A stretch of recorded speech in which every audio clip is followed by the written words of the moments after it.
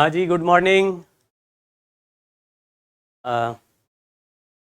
1 minute और wait कर लेते हैं। हाँ, गुड मॉर्निंग एवरीबडी।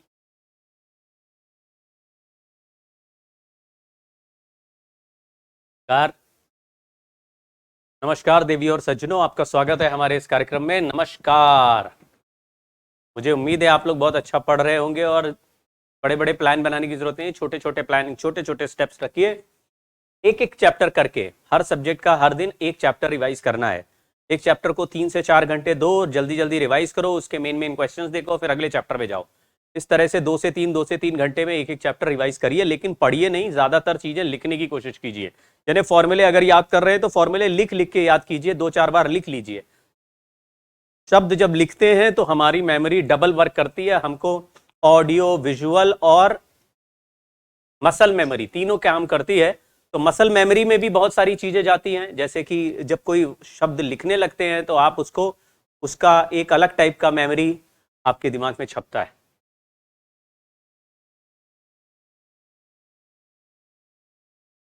आज सेकंड क्लास एसएचएम की क्यों लगा दी है एजे सर की? मुझे नहीं पता एजे सर की क्लास लगेगी नहीं। मेरे को टाइम टेबल बहुत सिंपल आता है। मैसेज आता है, सर आपकी 10 बजे क्लास है, तो मैं नहा धो के 10 बजे आ जाता हूँ। कल मैसेज आया आपकी 11:30 क्लास है, तो मैंने सर 11:30 तक वेट क्यों करें, हम पहले ही क्लास बना देते हैं। तो मैंने रिकॉर्डिंग कर ली सुबह 10 बजे से, लेकिन गड़बड़ रिकॉर्डिंग में ये होती है कि अगर ज़रा भी लेट हो जाओ तो फिर वो दे के और अपलोड करने का टाइम में गैप भी ½ का होता है। मतलब वीडियो रिकॉर्ड करके मैं भेजूंगा, वो मेरे गूगल ड्राइव पे अपलोड होगा पहले, फिर वो सिंक होगा, फिर उनके पास जाएगा, फिर वहां से वो लोग डाउनलोड करेंगे, फिर उसको अपना जो भी रेंडरिंग करेंगे, फिर उसको थोड़ा सा एडिट वेडिट करके में डालेंगे। तो उसमें वह आधे घंटे का टाइम लगता है, और उनमें भी टेक टीम के किसी न किसी बंदे को पूरा मुस्तैद होना पड़ता है, तब जरा भी ढीला पड़ा तो और डिले हो जाता है। नमस्कार, हैप्पी होली इन एडवांस। नमस्कार देवी और सज्जनों, आज की क्लास तो लाइव है। We are live from Bhilai. और कल की क्लास फिर से रिकॉर्डिंग करेंगे। कल थोड़ा खींच दूंगा और कल की क्लास रिकॉर्डिंग होगी। उसके बाद होली का 2 दिन का ब्रेक होगा, उसके बाद वाली क्लास फिर से लाइव हो जाएगी। चलिए हम लोग जल्दी से वेव ऑप्टिक्स कर लेते हैं। कोशिश करेंगे कि वेव ऑप्टिक्स का ज्यादा से ज्यादा हिस्सा आज हो जाए, जो आज नहीं होगा वो कल की क्लास में।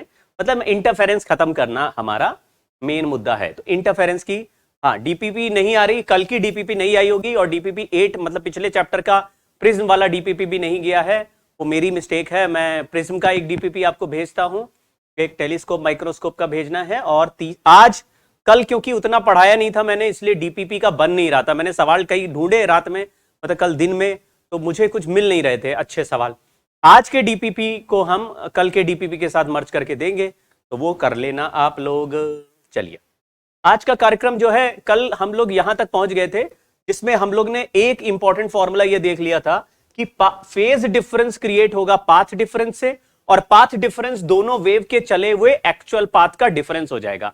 तो अगर एक सोर्स से तुम्हारे तक पहुंचने में वेव को x1 चलना पड़ा और दूसरी जगह से वेव x2 डिस्टेंस ट्रैवल करके आया, तो दोनों के बीच में पाथ डिफरेंस हो गया x2 माइनस x1। तो पाथ डिफरेंस को फेज डिफरेंस में कन्वर्ट कर देंगे, और फेज डिफरेंस से हम लोग रिजल्टेंट इंटेंसिटी निकाल लेंगे। चलिए, हाँ, अभी जो हमारा ये चैप्टर, ये आखिरी चैप्टर है, तो इसमें मुझे लगता है 4 क्लासेस लगेंगी हमको सारा करने में। तो अभी आज की क्लास है second, third and fourth, 4 classes लगेंगी, तो 2 क्लास और लगेंगी। कोशिश करूंगा थर्ड क्लास में ही काफी कुछ हो जाए, या तो होगा तो मैं थोड़ा सा एक्सटेंडेड क्लास ले लूंगा। दूसरा, हम लोग जो अभी पढ़ रहे हैं उसके बाद में वर्नियर कैलिपर्स और स्क्रू गेज, यानी कि थोड़ा एरर एनालिसिस और थोड़ा वर्नियर और स्क्रू गेज वाली, यानी एक्सपेरिमेंट वाली एक क्लास ले लूंगा। और भी सर्ल्स मेथड 1-2 एक्सपेरिमेंट और होते हैं, जैसे हम लोग ने रेजोनेंस कॉलम को रेजोनेंस में पढ़ लिया था, मीटर ब्रिज को मीटर करंट इलेक्ट्रिसिटी में पढ़ लिया था। तो 2-3 एक्सपेरिमेंट हम कर चुके हैं। तो 2-4 एक्सपेरिमेंट हमने नहीं किए हैं, उनकी क्लास में अलग से ले लूंगा। और वो क्लास में थोड़ा दिमाग में स्पेशल बनाया हूं, थोड़ा लेट नाइट क्लास लूंगा आपकी यूट्यूब लाइव में, डिपेंड करता है मेरा मूड क्या होगा। लेकिन बहुत सारे, क्योंकि मेरे अपने स्टूडेंट्स भी कह रहे हैं कि एक क्लास वो वाली भी रिवीजन करवा दो, तो मेरे पास जो अपने पर्सनल स्टूडेंट है वो भी आना चाह रहे हैं, और तुम लोग भी आना चाह रहे हैं, और 11th वाले भी उसको अटेंड करना चाह रहे हैं, जो कि वर्नियर कैलिपर्स और स्क्रू गेज वाली क्लास है। तो मैं क्या करूंगा, सभी को कंबाइंड, अब तुम्हारे उस पोर्टल पे आ नहीं पाएंगे तो हम अलग से ले लेंगे। तो जो भी अवेलेबल होगा वो कर देगा, और जो नहीं होगा उसको हम लोग वीडियो सप्लाई कर देंगे। वीडियो पॉज मेरी तरफ से नहीं हुआ है, मैं तो बिल्कुल चंगा हूं, यहां तो मामला ठीक है। चलिए कल की क्लास में रिकॉर्डिंग करके भेजेंगे, ज्यादा कवर कर देंगे, ठीक कह रहे हो। चलिए अभी आज का कार्यक्रम स्टार्ट करते हैं, बीच बीच में लाइव क्लास भी लेनी चाहिए। तो दो तरह के इंटरफेरेंस कर दिए, लिखा हुआ है टू एक्सट्रीम केसेस। हमने ये देखा कि जैसे दो वेक्टर को ऐड करते थे फेजर मेथड, तो फेजर मेथड में भी एम्पलीट्यूड वेक्टर की तरह काम करता है। Amplitude is magnitude of vector, ऐसे काम करता है जैसे कि मैग्नीट्यूड हो, और डायरेक्शन फेज की तरह, यानी जो फेज में वेक्टर है वो उसका डायरेक्शन हो गया। तो आपने बोला कि दो वेक्टर अगर सेम डायरेक्शन में हो जाए a1 और a2, तो रिजल्टेंट मैक्सिमम हो जाएगा a1 प्लस a2, यानी एम्पलीट्यूड का maximum value a1 plus a2 से ज्यादा नहीं हो सकता। एम्पलीट्यूड का maximum value a1 plus a2 से ज्यादा नहीं हो सकता, और a1 माइनस a2 से कम नहीं हो सकता। तो क्या ऐसा कह सकते हैं कि बीच के किसी भी एंगल पे ये एम्पलीट्यूड का वैल्यू कुछ भी और हो सकता है, लेकिन a1 प्लस a2 से ज्यादा और a1 माइनस a2 से कम नहीं हो सकता। इसका मतलब है कि दो एक्सट्रीम वैल्यूज हो गए, जिसमें जो सबसे ज्यादा वैल्यू जब इंटरफेरेंस में आ रहा होगा उसको हम कंस्ट्रक्टिव इंटरफेरेंस कहेंगे। यह परफेक्ट इंटरफेरेंस होता है जिसमें दो वेव की ओवरलैपिंग बिल्कुल परफेक्ट होती है। परफेक्ट ओवरलैपिंग सर कैसे? अगर मैंने एक वेव पल्स बनाया और दूसरा वेव पल्स भी बिल्कुल ऐसा ओवरलैप हुआ कि उसका क्रस्ट क्रस्ट से, ट्रफ ट्रफ से, और क्रस्ट क्रस्ट से बिल्कुल ओवरलैप, तो कंप्लीट ओवरलैप अगर करेंगे तो रिजल्टेंट एम्पलीट्यूड मैक्सिमम हो जाएगा। तो आप कहेंगे भाई ये तो बिल्कुल परफेक्ट मैच हो गया। ऐसे सिचुएशन को कंस्ट्रक्टिव इंटरफेरेंस कह रहे हैं। तो ऐसा कंस्ट्रक्टिव इंटरफेरेंस हमने जब वेव पढ़ रहे थे तो पढ़ा हुआ था।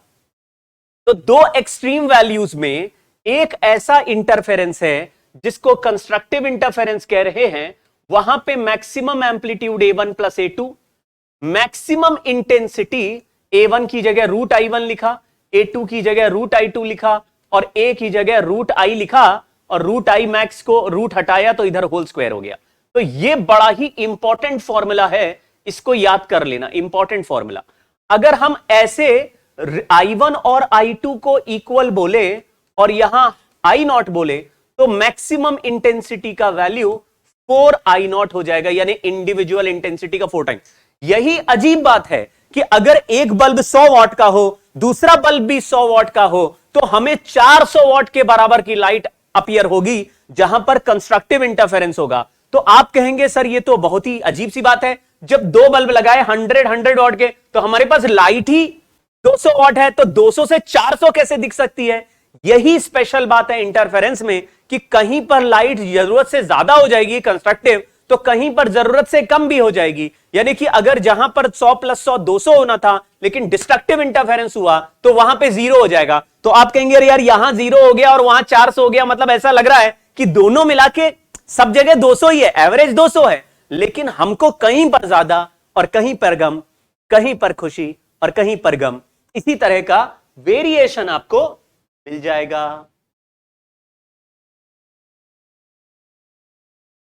थर्मोडायनेमिक्स तो आपने पढ़ा हुआ है भाई, क्या बात कर रहे हो? एक देवांश कौशिक कह रहे थर्मोडायनेमिक्स नहीं पढ़ाया गया, क्या बात कर रहे हो भाई? थर्मोडायनेमिक्स पढ़ा है हमने। तुमने जब ये एजे सर पढ़ा रहे थे तब हीट हुआ था उसमें भाई, क्या बात कर रहे हो? झूठ बोले कौआ काटे।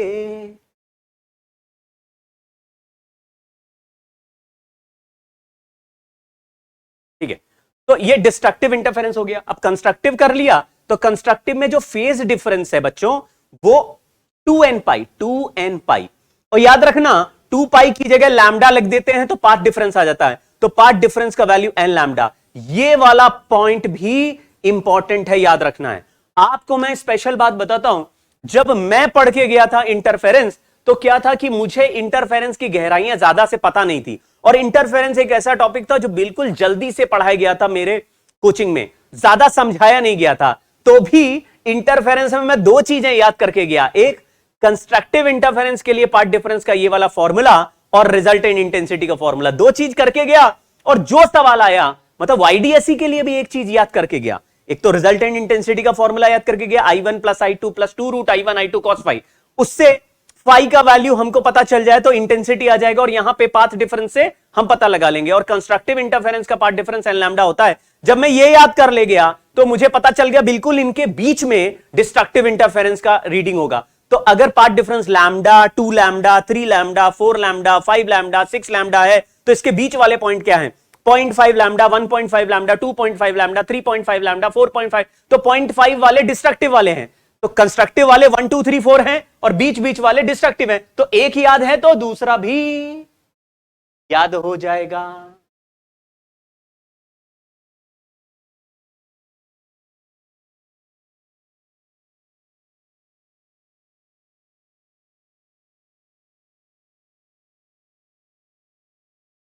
चलिए डिस्ट्रक्टिव इंटरफेरेंस के पढ़ लेते हैं। डिस्ट्रक्टिव इंटरफेरेंस में मिनिमम होता है इंटेंसिटी और एम्पलीट्यूड भी। ऐसे लगेगा कि एक जहां पे ट्रफ है वहां पे क्रस्ट आ गया, जहां पे क्रस्ट है वहां पे ट्रफ आ गया, यानी उल्टा इंटरफेरेंस हो गया। तो उल्टे में ये एक दूसरे को कैंसिल करने लगेंगे। तो minimum intensity root I1 minus root I2 का होल स्क्वायर है। कौन बड़ा छोटा उससे फर्क नहीं पड़ता। ए मिनिमम का वैल्यू हो जाएगा A1 माइनस A2, इसमें मॉड लगा देते हैं। और फेज डिफरेंस का वैल्यू हो जाएगा ऑड पाई और पाथ डिफरेंस का वैल्यू हो जाएगा ऑड लैम्डा बाई 2, यानी लैम्डा बाई 2 का odd integral multiple, odd lambda by 2 odd pi, pi 3 pi 5 pi 7 pi 9 pi वाला ये ऑड पाई, और पाई की जगह हटा के लैम्डा बाई 2 लगाए। आपको याद होगा पाई का फेज लैम्डा बाई 2 के पाथ डिफरेंस के इक्विवेलेंट होता है। तो पाथ डिफरेंस अलग, फेज डिफरेंस अलग। फेज डिफरेंस जाता है फॉर्मूले में, तो पाथ डिफरेंस से फेज डिफरेंस कैलकुलेट करेंगे और उसको फॉर्मूले में घुसा देंगे। लेकिन कंस्ट्रक्टिव डिस्ट्रक्टिव वाले केस स्पेशल होते हैं, इसको सॉल्व नहीं करना है, इसको बस सुनना है और पाथ डिफरेंस जज कर देना है। पाथ डिफरेंस पता लगेगा तो इंटेंसिटी जज कर देना है। ये दो स्पेशल केस हो गए, जब या तो वेव का दोनों एम्पलीट्यूड बिल्कुल सेम फेज में आ गए या बिल्कुल अपोजिट फेज में आ गए। ऐसे सिचुएशन में इंटेंसिटी मिनिमम या मैक्सिमम, ये दो स्पेशल केस हो गए। इनके हम एक दो क्वेश्चंस कर लेते हैं, एक दो सवाल कर लेते हैं। लिखा हुआ find minimum distance from S2 to get maximum resultant intensity on x axis x greater than 0 लिखा है। यानी कि यहां से x डिस्टेंस पे जाएंगे तो हमको दो वेव मिलेंगे, एक S1 से यहां पे पहुंचेगा और एक S2 से यहां पहुंचेगा। यहां पे पॉइंट P है और मुझे पता लगाना है x का ऐसा वैल्यू जहां पे P पर हमको मैक्सिमम इंटेंसिटी मिले। ठीक है, तो आपको क्या यह पता रहता है कि किसी भी ट्राइंगल में दो साइड का डिफरेंस तीसरे साइड से हमेशा छोटा होता है, या आपको यह पता है कि किसी भी दो साइड का सम तीसरे साइड से बड़ा होता है। तो 4 लैम्डा प्लस x का वैल्यू ये वाले टेढ़े वाले डिस्टेंस से ज्यादा होगा। इसको मैं r मान लेता हूं। r का value under root of 4 lambda का whole square plus x square है। तो कैसे लिख सकते हैं 4 lambda plus x is greater than r। तो हम ये लिख सकते हैं क्या कि 4 lambda is less than r minus x। इसका मतलब 4 lambda is greater than r minus x। इसका मतलब यह हुआ कि किसी भी एक साइड का वैल्यू दो साइड के डिफरेंस से ज्यादा हो जाएगा। ये सुना है। तो अगर ये मुझे पता है तो मुझे यह पता चल जाएगा कि P पॉइंट पर path difference at P is r minus x is less than 4 lambda.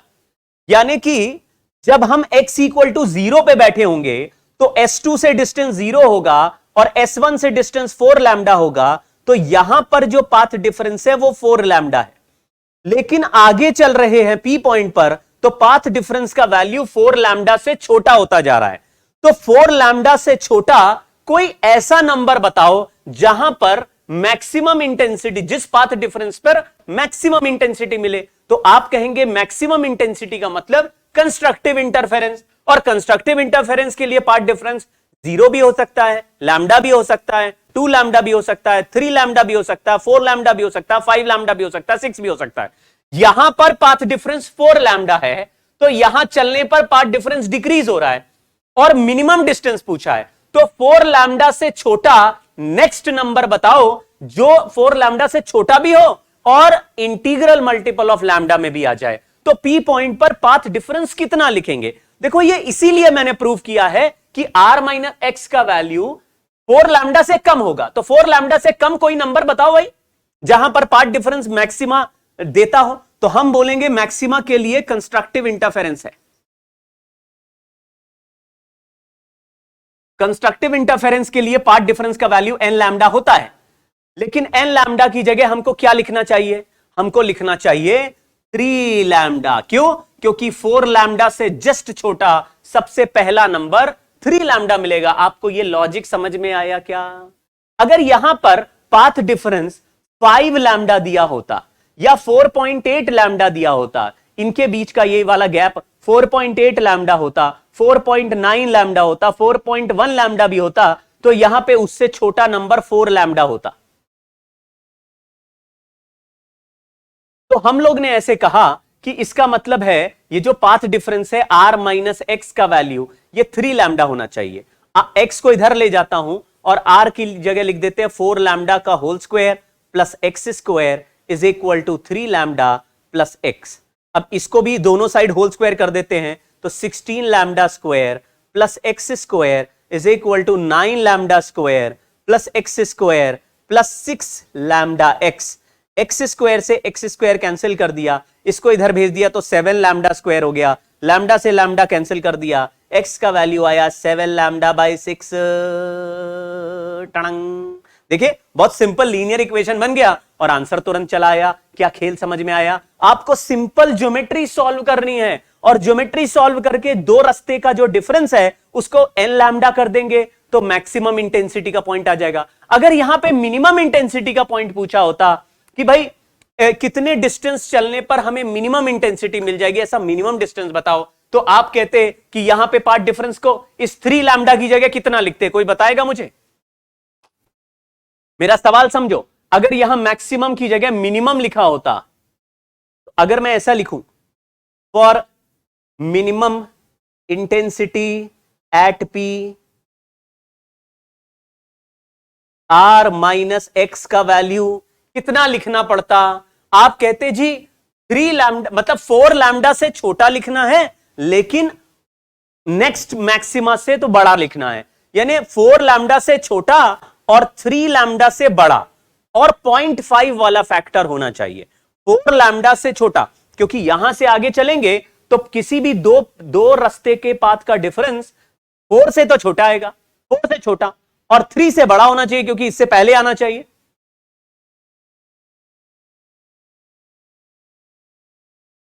बोलो भाई, आप समझे नहीं? 4 से छोटा और 3 से बड़ा 0.5 वाला फैक्टर, 3 लैम्डा बाई 2 नहीं रहे। अरे लल्लू हो गए तुम लोग, लल्लू हो गए, लल्ला नहीं रहे अब, लल्लू, लल्ला से लल्लू हो गए हो, लल्ला बिकम्स लल्लू। देखो लोग यार 3 लैम्डा बाई 2 बोल रहे हैं, क्या बात कर रहे हो? 3 लैम्डा बाई 2 का मतलब तो 1.5 लैम्डा होता है। 1.5 लैम्डा तो 1.5 लैम्डा के पहले तो यहां 4 लैम्डा है, फिर 3.5 आएगा, फिर 2.5 आएगा, फिर 1.5 आएगा। भाई आगे चलने पर डिफरेंस डिक्रीज कर रहा है, तो जितना आगे चलते जाएंगे उतना डिक्रीज करता जाएगा। तो हमने इसको 3.5 लैम्डा लिख दिया है। ज्यादा फ्रैक्शन में लिखने की जरूरत नहीं है। कुछ लोग इतने बढ़िया हैं, समझदार, कि उनको यह लगता है कि 3.5 और 3/2 सेम होता है। ऐसे भी लोग हैं, मुझे ऐसा लगता है। सर देखो 1/2 क्या होता है? 1/2 होता है 0.5, तो 3/2 हो गया 3 इंटू 1/2, 3 और 0.5 दोनों मिल गए तो 3.5। 3.5 3/2 इज 3. वाह वाह वाह वाह वाह।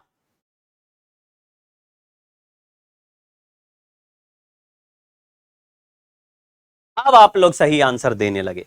3.5 लैम्डा की इक्वल कर देंगे तो उससे x का कुछ वैल्यू तो कैलकुलेट हो जाएगा ना, इसको इधर भेज दो, स्क्वायर कर दो, आंसर आ जाएगा। चलिए स्टार्ट करते हैं अगला सवाल। एक दो सवाल करेंगे, ज्यादा नहीं करेंगे, है ना। इसमें ये सवाल जो प्रीवियस ईयर में पूछा गया है, इस तरह के सवाल बहुत बार आए हैं, इसलिए ये सवाल और कर लेना चाहिए हमें।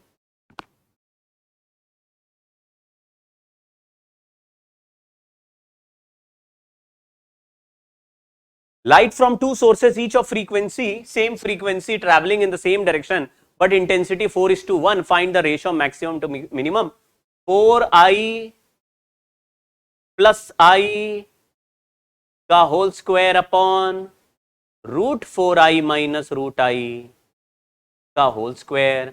ये 2 + 1 3 है, 3 का स्क्वायर 9, 2 - 1 1 है, 9:1 हो गया. आई मैक्स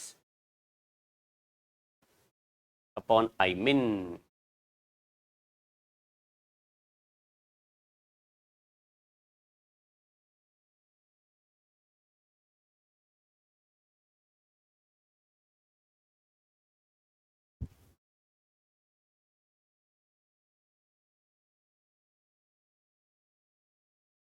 पिछले सवाल में अभी भी लोगों को यह समझ नहीं आ रहा कि क्या हो रहा है. देखो ध्यान से, हम पी पॉइंट पर बैठे हैं, तो पी पॉइंट पे अगर मैं बैठ जाऊं तो मेरे पास दो लाइट रे आ रही है. एक वहां से लाइट रे आ रही है, मैंने बोला वहां से लाइट रे कुछ आर डिस्टेंस ट्रैवल करके आ रही, और एक लाइट रे S2 से आ रही है यहां पे पी पे.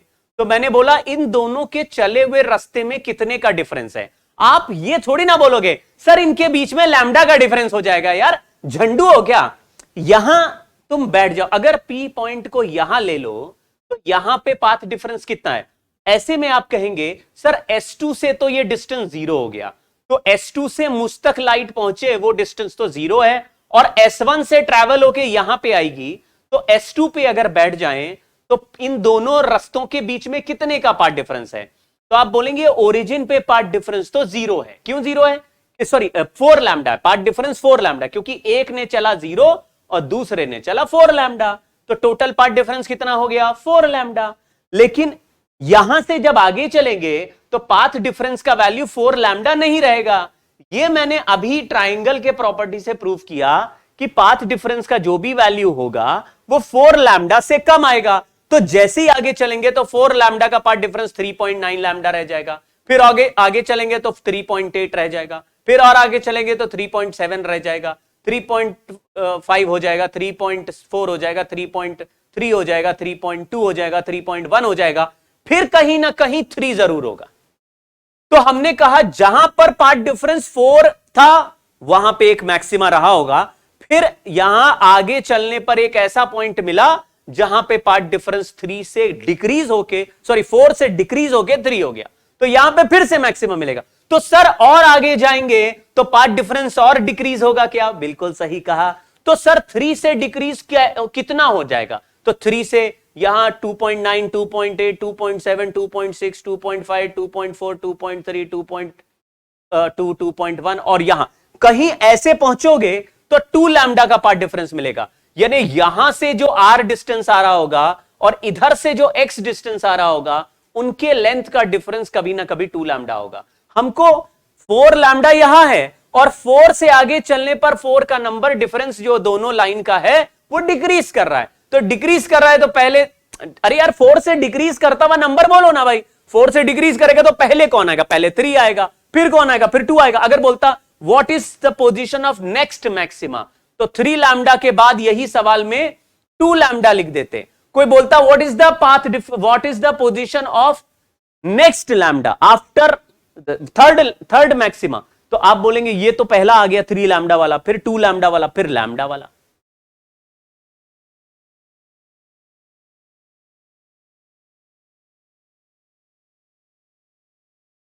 चलिए ये सवाल होमवर्क है, खुद कर लेना. यहां पे एम्पलीट्यूड का रेशियो दिया है और मैक्सिमम टू मिनिमम इंटेंसिटी का रेशियो पूछा है.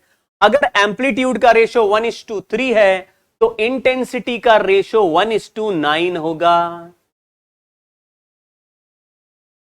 I1/I2 का रेशियो 1:9 होगा, यानी I1 अगर 1 होगा तो I2 9I होगा. फिर हमने मैक्सिमम और मिनिमम इंटेंसिटी का रेशियो लिखना है, वो आपको फॉर्मूला बता दिया गया है, आप उसको यूज कर लेना. 2 beams of light having intensities I and 4I interfere to produce a fringe pattern on the screen.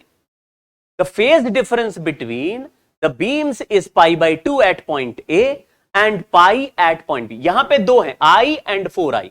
तो ए पॉइंट पर जो रिजल्टेंट इंटेंसिटी मिलेगी, then difference between resultant intensity A and B, तो ए पर जो मिलेगी वो होगी I1 plus I2 plus 2 root I1 root I2 cos pi by two. Cos pi by two होता है 0, इसको 0 कर दिया, यहां पे आया 5I। फिर बी का इंटेंसिटी लिखा I plus 4I plus 2 root I into root 4I का मतलब 2 रूट I और कॉस पाई होता है -1, तो यहां माइनस आ जाएगा, 2 इंटू 2 4 हो जाएगा, तो I plus 4I minus 4I, यानी आंसर आ गया I।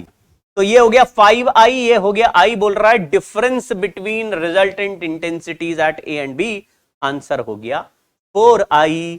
बोलिए क्या इससे आसान सवाल भी अगर तुम एग्जाम में एक्सपेक्ट कर रहे हो कि सर ऐसा सवाल आए जो हम तो कुछ नहीं करना पड़े, हम पढ़ें और हमको आंसर भी दे दे, तो भैया आप गलत दुनिया में घूम रहे हैं। ऐसा नहीं होता है दुनिया में, हमारी दुनिया में कुछ ना कुछ तो करना ही पड़ेगा। लेकिन इससे भी लल्लू छाप सवाल कैसे एक्सपेक्ट कर सकते हो? अगर जरा भी ऐसी चीज वर्थ है, जो कॉलेज की सीट वर्थ है, जो कॉलेज इतना अच्छा है जहां पे लोग पढ़ने के लिए परेशान हैं, उन कॉलेज के एडमिशन टेस्ट में कम से कम ऐसे सवाल तो आने दो कि 2 लाइन सॉल्व करके आंसर निकालना पड़े। यार कितने लालची हो।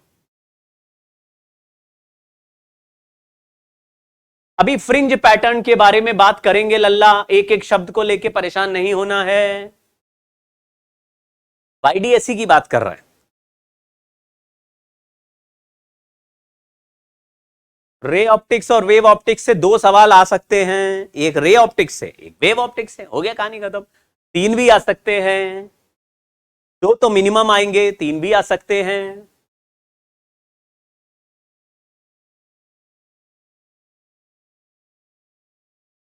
अब कहानी देखो, हम लोग यंग्स डबल स्लिट एक्सपेरिमेंट में जाने से पहले देख लेते हैं कि कोई भी 2 इंडिपेंडेंट सोर्सेस का पैटर्न नहीं बनता। तो इंटरफेरेंस की कंडीशन है same frequency, but to get interference pattern on a screen, sources must be coherent। Coherent sources किसको कहते हैं?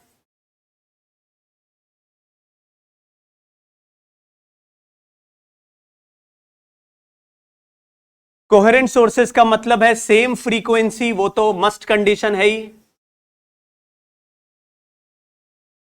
And constant phase difference.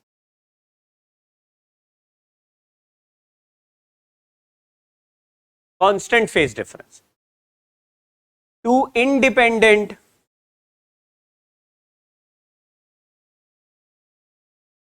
light sources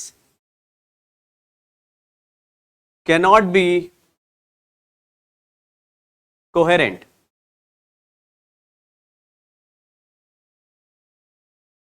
To get coherent sources, there are 2 methods: division of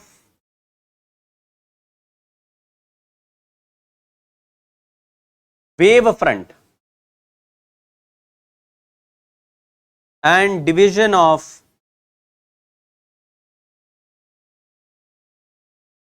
intensity।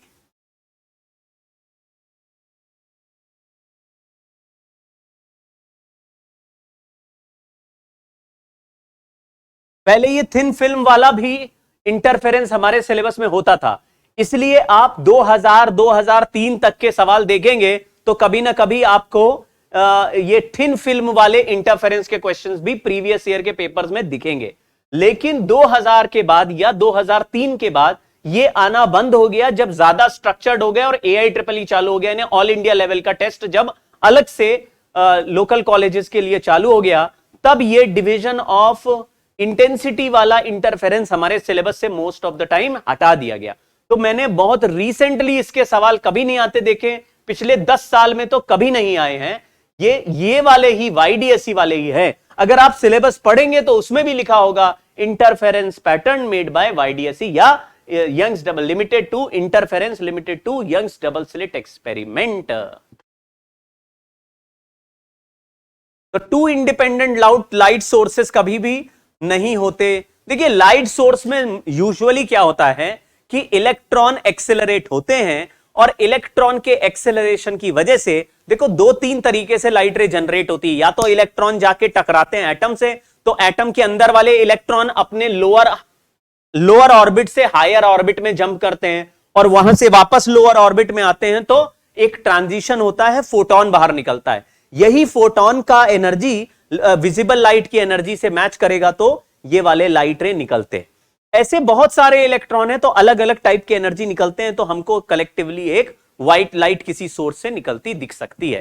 तो आपको ऐसे imagine करना है कि देखो जब भी हम इलेक्ट्रिक फील्ड ऑन करते हैं, बल्ब में करंट फ्लो कराते हैं, तो बल्ब में चलने वाले इलेक्ट्रॉन्स यानी वायर में चलने वाले इलेक्ट्रॉन्स रैंडमली टक्कर मार मार के अपनी एनर्जी लूज करते हैं, यानी कि वो एक्सेलरेट होते हैं और एक्सेलरेटेड पार्टिकल रेडिएशन फेंकता है। तो रेडिएशन फेंकने की वजह से वही रेडिएशन हमको विजिबल लाइट की तरह दिखाई देता है। लेकिन वो जब रेडिएशन फेंक रहा है तो वो कॉन्टिन्यूअस रेडिएशन नहीं होते।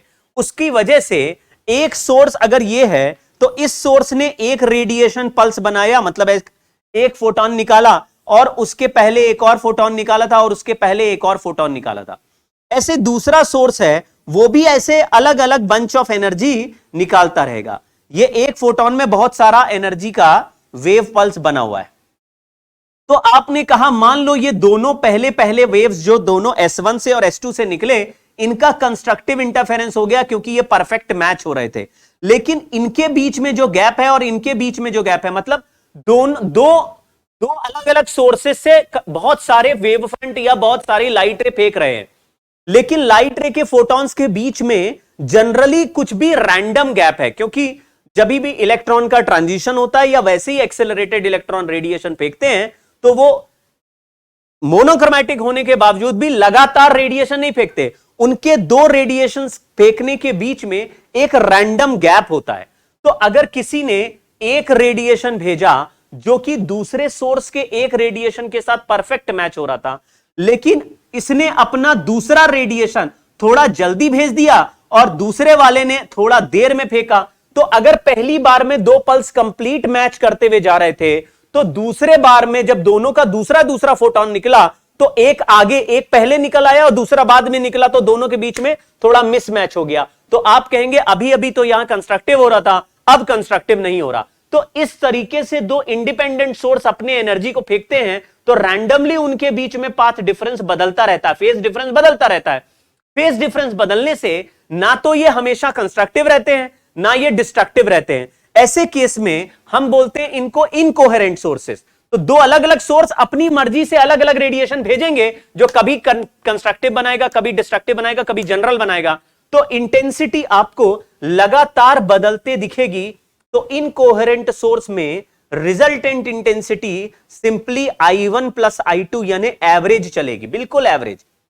और जो एम्पलीट्यूड है वो under root of A1 square plus A2 square ऐसा एवरेज चलेगा। इसमें कोई कंस्ट्रक्टिव या डिस्ट्रक्टिव नहीं होता जैसे हमारे घर में होता है। हमने एक ट्यूबलाइट ऑन करी जो 50 वॉट की थी, तो हमारा पेपर जहां पे हम पढ़ रहे हैं वहां पे 50 वॉट के हिसाब से एक रोशनी आने लगी।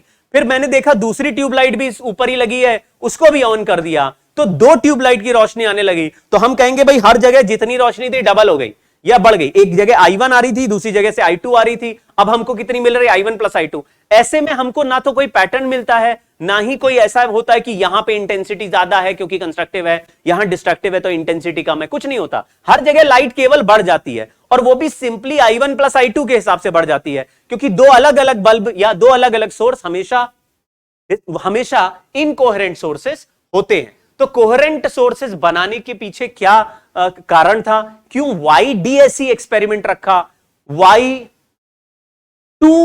YDSE में यंग्स डबल स्लिट क्यों बोला? यंग्स डबल सोर्स क्यों नहीं बोला, डबल बल्ब एक्सपेरिमेंट क्यों नहीं बोला? क्योंकि हमको एक बल्ब से ही दो बल्ब की एनर्जी बनानी पड़ेगी। तो हमने क्या लिखा कि YDSE में डायग्राम जो होता है वो कैसे होता, अभी मैं एक्सपेरिमेंट दिखाता हूं आपको असली, लेकिन आप समझना इसको। यहां पे इधर से बहुत सारा बंच ऑफ लाइट हम भेजेंगे, यानी कि स्ट्रॉन्ग भेजेंगे, या फिर ये सिंपल एक बल्ब भी हो सकता है। तो वैसे यहां से लिखा है कि इधर से लाइट रे भेज रहे हैं, ये सिंगल स्लिट है। सिंगल स्लिट मतलब इस पतली सी बीम से अगर इधर बंच बड़ा बंच जा रहा था तो इधर से पतली सी बीम से एक लाइट रे आगे चलेगा जो दो स्लिट्स को मिलेगा। क्योंकि एक सोर्स हो गया, एक स्लिट हो गया, तो एक स्लिट से लाइट रे ऐसे चारों तरफ, कल मैंने वेव फ्रंट की थ्योरी बताई थी कि जब आपको पूरा ऐसे बंच भेज रहे थे तो बंच सीधा जलता था, लेकिन जब वो पतले सोर्स से, पतले ऑब्स्टिकल से निकलता है तो ऐसे चारों तरफ झाड़ू की तरह फैल जाता है। तो ऐसे फैल के चलेगा क्योंकि ये एक पॉइंट सोर्स या लाइन सोर्स की तरह चारों तरफ लाइट भेजेगा। अब ये सारे स्क्रीन पर जब ये लाइट रे पहुंची तो इनमें से फिर से हमने दो स्लिट पतले पतले बना लिए, एक d/2 डिस्टेंस ऊपर, एक d/2 डिस्टेंस नीचे। तो अब इन दोनों स्लिट से जो लाइट रे निकलेगी वो इस स्क्रीन के हर पॉइंट पर ऐसे झाड़ू की तरह फैल जाएगी। क्यों? क्योंकि एक पतले सोर्स से निकलने वाले लाइट रे ऐसे चारों तरफ फैलता है, एक पतले सोर्स से निकलने वाला लाइट रे ऐसे चारों तरफ फैलता है। तो ऊपर से उधर से बंच आ रहा, बंच स्ट्रेट लाइन ऐसे चलेगा, लेकिन जैसे ही पतले सोर्स से टकराएगा चारों तरफ, तो यहां से पतले सोर्स से टकराया, चारों तरफ गया, इसमें पूरा फैल गया। इधर से दो पतले पतले सोर्स से निकाला तो फिर दो बार फैला। अब दो बार फैला तो किसी भी पॉइंट पर आपको दो दो लाइट रे पहुंचती हुई दिखाई दे रही होंगी। जहां पर क्रस्ट से क्रस्ट मिल जाएगा वहां मैक्सिमम इंटेंसिटी हो जाएगी, जहां पे क्रस्ट से ट्रफ मिल जाएगा वहां मिनिमम इंटेंसिटी यानी डिस्ट्रक्टिव इंटरफेरेंस हो जाएगा। तो आपको आगे अगर एक स्क्रीन लगा दो तो आपको एक स्पेशल पैटर्न दिखाई देगा। मैं इस एक्सपेरिमेंट का वीडियो आपको दिखाता हूं, दो वीडियो दिखाता हूं, लेकिन उन वीडियो में ये रिजल्ट, इसको पूरा 90 डिग्री घुमा देना। मतलब ये स्लिट हॉरिजॉन्टल की जगह वर्टिकल है, ये दोनों स्लिट भी हॉरिजॉन्टल की जगह वर्टिकल हैं। मतलब इनफैक्ट ये केवल एक सोर्स होगा और ये दो स्लिट्स होंगी, केवल दो ही स्लिट्स होंगी, ये वाले स्लिट नहीं होगी, और ये दोनों वर्टिकल होंगी। तो हमको वर्टिकल पैटर्न मिलेगा, वर्टिकली सेपरेटेड पैटर्न मिलेगा। मतलब जब हम लोग इस एक्सपेरिमेंट को अभी वीडियो में देखेंगे तो मुझे ऐसा पैटर्न मिलेगा। तो आप समझ जाना वर्टिकल पैटर्न क्यों मिल रहा है, क्योंकि स्लिट्स वर्टिकल हैं तो वर्टिकल पैटर्न, स्लिट हॉरिजॉन्टल है तो हॉरिजॉन्टल पैटर्न। यानी स्लिट का जो डिजाइन है, यहां जो पैटर्न का डिजाइन है उसमें जो डिजाइन है वो स्लिट के पैरेलल ही दिखाई देता है।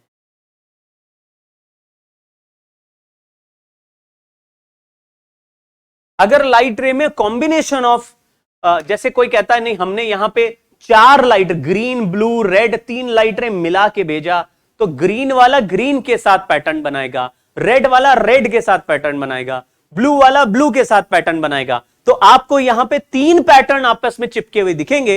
हालांकि हर पैटर्न अलग अलग थिकनेस और अलग अलग चौड़ाई का होगा, तो आपको एक पैटर्न पे दूसरा पैटर्न ओवरलैप करता हुआ नहीं दिखेगा। आपको एक पतला पैटर्न दिखेगा, एक थोड़ा मोटा पैटर्न दिखेगा, एक थोड़ा और मोटा। अभी कैसे होगा वो अभी सिखाता हूं आपको। लेकिन किसी ने बोला अगर बहुत सारी लाइट रे अलग अलग वेवलेंथ की, अलग अलग फ्रीक्वेंसी की हो, तो मैंने बोला ये दोनों लाइट रे सेम फ्रीक्वेंसी की होनी चाहिए। तो हमें कैसे पता ये दोनों सेम है? अबे ये दोनों एक ही सोर्स से निकल के आ रही है, तो जो इसको मिलेगा वही इसको मिलेगा, तो दोनों को तो बराबर ही मिल रहा है, दोनों को बराबर मिल रहा है। और फिर आगे भी वही दोनों ही लाइट रे भेज रहे हैं और साथ ही साथ एक ही सोर्स से बने हैं। तो अगर इसको डिले मिलेगा तो इसको भी डिले मिलेगा, इसके पास जल्दी जल्दी वेव पल्स आएंगे तो वही वेव पल्स इसके पास जा रहे हैं तो इसके पास भी जल्दी जल्दी आएंगे। एक सोर्स से दो सोर्स बनाने की वजह से आपको जो डिफरेंस इसमें क्रिएट होगा वही डिफरेंस इसमें क्रिएट होगा, तो वो आपस में कटते चले जाएंगे। सोचिए आप, मैं ऐसा कह दूं कि यहां पे एक बल्ब लगाया और एक बल्ब के सामने स्लिट सामने दो होल बनाने, अगर ये बल्ब को ऑफ ऑन करूंगा तो ये पहला वाला भी उसी मोमेंट पे ऑफ होगा और दूसरा वाला भी उसी मोमेंट पे ऑफ होगा। लेकिन दो अलग अलग बल्ब लगा के रैंडमली ऑफ ऑन करूं तो कभी एक ऑन रहेगा, कभी दूसरा ऑफ हो सकता है, कभी दूसरा ऑन रहेगा तो पहला वाला ऑफ हो सकता है, तो वो रैंडम हो सकता है। लेकिन अगर एक ही बल्ब हो और ये दोनों स्लिट हो और मैं उसको रैंडमली ऑफ ऑन करूं, कभी ऑफ करूं, कभी ऑन करूं, कभी ऑफ करूं, कभी ऑन करूं, तो आप कहेंगे भाई जब ऑफ करते हो तो S1 S2 दोनों ऑफ होते हैं, ऑन करते हो तो S1 S2 दोनों ऑन होते हैं, तो दोनों के बीच में कोई गैप पीछे से क्रिएट नहीं हो रहा, वो दोनों को मिल रहा है। इसी हिसाब से लेजर लाइट से ही एक्सपेरिमेंट होगा। देखिए लेजर लाइट है, ये एक्सपेरिमेंट को देखना। यहां पे पहले लेजर लाइट नॉर्मली बल्ब से डाल के दिखाई गई है कि लेजर टॉर्च से एक लेजर लाइट को स्क्रीन पे डाला, फिर ये आदमी थोड़ा दूर चला गया और ये लेजर लाइट के सामने ये एक स्लिट है, ये एक जो रेक्टेंगुलर आपको दिख रहा है वो स्लिट है, वहां पे लेजर लाइट डाला तो सामने स्क्रीन पे जाके चेक किया तो एक ऐसा पैटर्न दिख रहा होगा आपको। इस पैटर्न में आपको मैक्स थोड़ा ये बीच बीच में काले काले स्पॉट दिख रहे हैं, ये काले काले स्पॉट्स जो है यही मिनिमा वाले पॉइंट है और बीच में जो पॉइंट है उनको मैक्सिमा बोल रहे हैं। हालांकि पूरा एक जैसा नहीं दिख रहा, लेकिन इसको एक और बेटर वीडियो में देखो। वैसे तो इस वीडियो में क्या है, पहले बिना स्लिट के लाइट रे डाल रखा है, अब ये बंदा गया पीछे और यही लाइट को खिसका के स्लिट के सामने डाल दिया। ये जो रेक्टेंगल है इसमें दो पतले पतले स्लिट बने हुए हैं, नेक्स्ट वीडियो में मैं आपको दिखाता हूं। फिर स्लिट के थ्रू जब ये लाइट रे पास होके सामने वाले पैटर्न पे बना, मतलब वहां पे स्क्रीन पे गया, तो यहां पे देखिए बिल्कुल साफ क्लियर कट पैटर्न है जिसमें कुछ बीच बीच में मिनिमा मिनिमा मिनिमा है और मैक्सिमा मैक्सिमा वाले पॉइंट भी हैं। मोनोक्रोमैटिक लाइट होना चाहिए। इस वीडियो को देखो, इसमें मामला बहुत क्लियर है।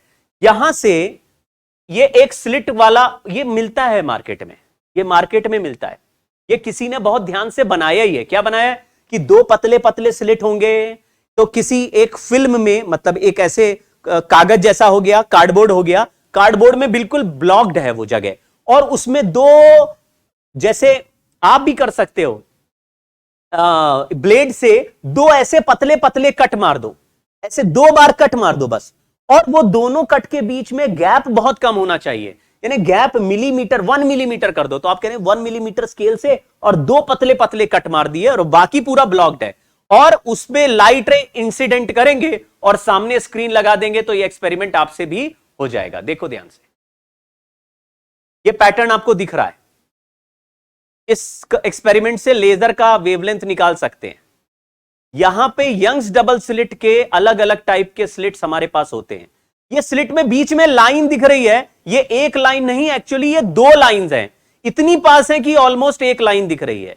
इसमें लिखा है adjusting the height, height adjust कर दी जिससे कि स्क्रीन पर जाएगा। ये हमारा लेजर लाइट का सोर्स है, ऑन कर दिया और ठीक स्लिट के ऊपर इंसिडेंट कर दिया। बहुत पास रखेंगे स्क्रीन को तो ज्यादा कुछ नहीं मिलेगा, इसलिए स्क्रीन को काफी दूर रखा है जिससे स्लिट पैटर्न काफी बड़ा बने। अब ये स्लिट पैटर्न इस पे बन चुका है, हमको कुछ नहीं झंडू दिख रहा है तो हमने लाइट ऑफ कर दी। लाइट ऑफ करी तो देखिए पैटर्न कितना क्लियर कट हो गया।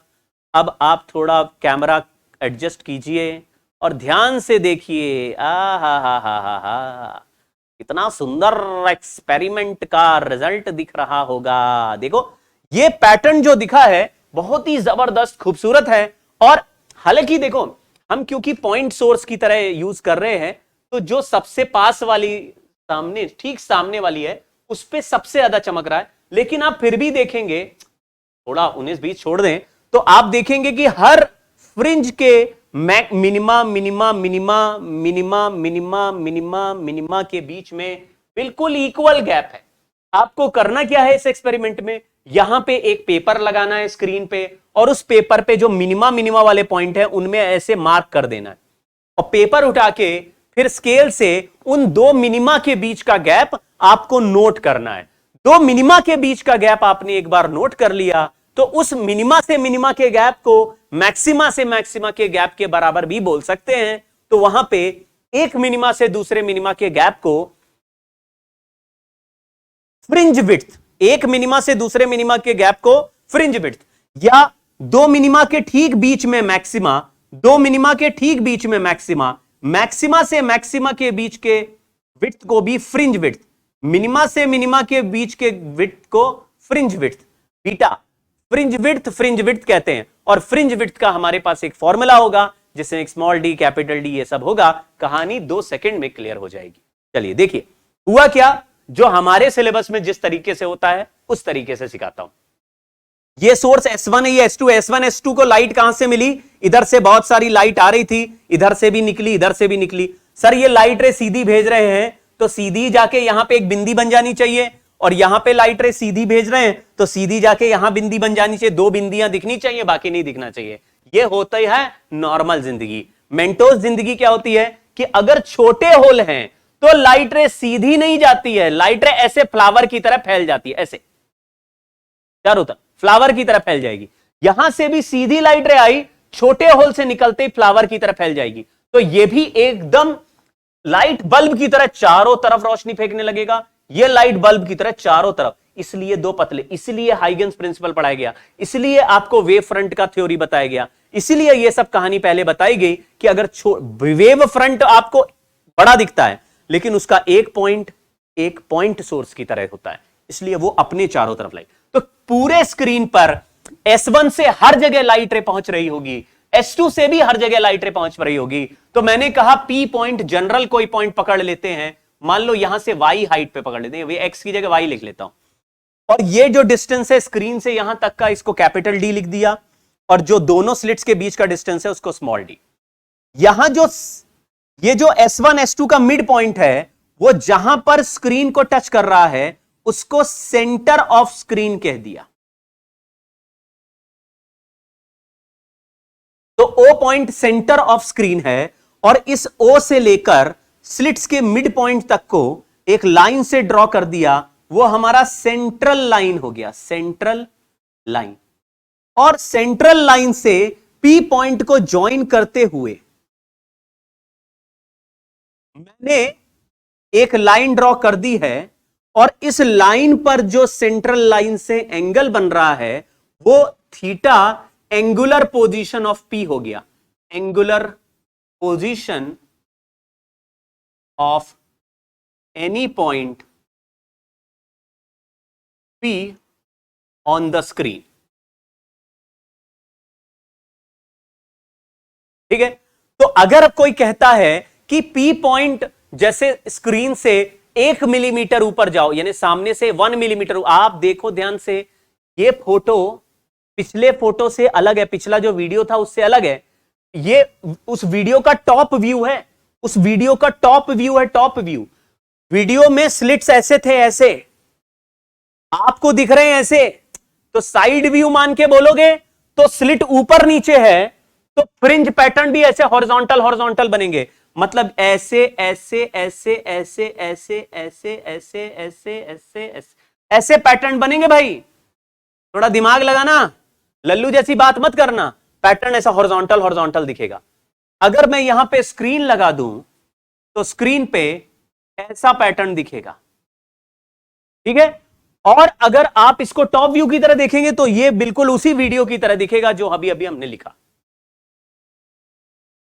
अब हमने लिखा कि यहां पे एट पॉइंट P जो पाथ डिफरेंस है उसका फॉर्मूला क्या है, तो ये S1 से P बहुत दूर है, तो पहला अप्रोक्सीमेशन लिखा D much greater than small d। ये YDSE में हमेशा होगा,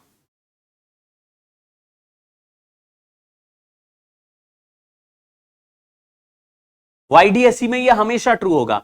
तो अगर किसी सवाल में YDSE लिखा है तो ये मान के चलना capital D is much greater than small d। ऐसे में ये S1 से P का जो डिस्टेंस है और S2 से P का डिस्टेंस है बहुत बड़ा है as compare to gap between them, इसीलिए हमने इस लाइन और इस लाइन को ऑलमोस्ट पैरेलल मान लिया। अगर ये लाइंस ऑलमोस्ट पैरेलल हैं तो ये S1 से P वाली लाइन छोटी लग रही है और S2 से P वाली लाइन बड़ी लग रही है, तो मैंने छोटी लाइन से बड़े लाइन पे परपेंडिकुलर ड्रॉप कर दिया। तो इन दोनों लाइन के बीच में ये जो परपेंडिकुलर जहां पे टकराया है वहां तक का जो डिस्टेंस है वही इनके बीच का पाथ डिफरेंस है, पाथ डिफरेंस। इस पाथ डिफरेंस का नाम मैंने ज्योमेट्रिकल पाथ डिफरेंस रखा है, क्योंकि सिंपल ज्योमेट्री से S2P माइनस S1P करके हमने सॉल्व किया। पाथ डिफरेंस का फॉर्मूला d साइन थीटा हो गया। इस राइट एंगल ट्राइंगल, देखो ये एंगल थीटा है तो ये भी थीटा होगा, ये डिस्टेंस d है, ये परपेंडिकुलर है तो ये सामने वाला साइड d साइन थीटा। तो इसमें किया क्या मैं फिर से बताता हूं। मान लीजिए अगर मैं कहूं एक सोर्स S1 है और एक S2 है, S1 और यहां S2, S1 से एक लाइट रे निकला और S2 से एक पैरेलल लाइट रे निकला, तो मैं कहूंगा दोनों लाइट रे कहां इंटरसेक्ट होंगे। आप कहेंगे क्योंकि दोनों पैरेलल जा रहे हैं तो इनफाइनाइट पे इंटरसेक्ट होंगे। तो मैं पूछता हूं आपसे, यहां S1 से इंफिनिटी और S2 से इंफिनिटी कौन सा लाइट रे का रास्ता लंबा लग रहा है? तो आप कहेंगे देखो दोनों रास्ते तो बहुत लंबे हैं, लेकिन इन दोनों में से S2 वाला ज्यादा लंबा लग रहा है। मैं कहूंगा कैसे? तो आप कहेंगे देखो ये यहां से परपेंडिकुलर ड्रॉप कर दूं तो S यहां परपेंडिकुलर मान लो n है, तो S1 से इंफिनिटी तक का जो रास्ता है वो n से इंफिनिटी के बराबर हो गया, क्योंकि दोनों पैरेलल लाइंस हैं। तो जो परपेंडिकुलर के पीछे का थोड़ा सा पाथ है वो S2 वाले ने एक्स्ट्रा चला है। तो यहां पर भी S1 से P S1 से इंफिनिटी है, और S2 से P भी S2 से इंफिनिटी है, और इनके बीच का जो एंगल एवरेज थीटा है, तो ये तीनों लाइन ऑलमोस्ट पैरेलल है। इसलिए मैंने छोटे लाइन से बड़े लाइन पे परपेंडिकुलर ड्रॉप किया, और ये जो पीछे वाला गैप है इसको d sin थीटा लिख दिया। और ये फॉर्मूला वेरी इंपॉर्टेंट फॉर्मूला हो गया किसी भी YDSE के सवाल को सॉल्व करने के लिए। पार्ट डिफरेंस कैलकुलेट करने का तरीका d sin थीटा है, ज्योमेट्रिकल पार्ट डिफरेंस।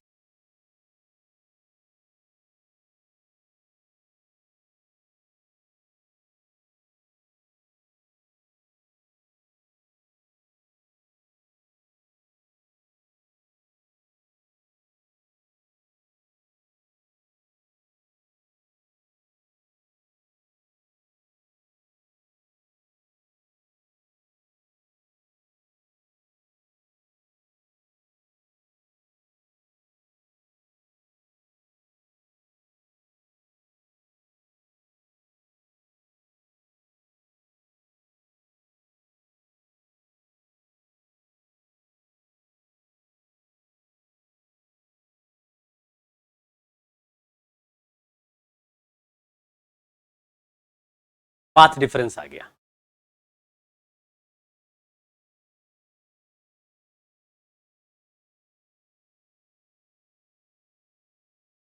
तो पाथ डिफरेंस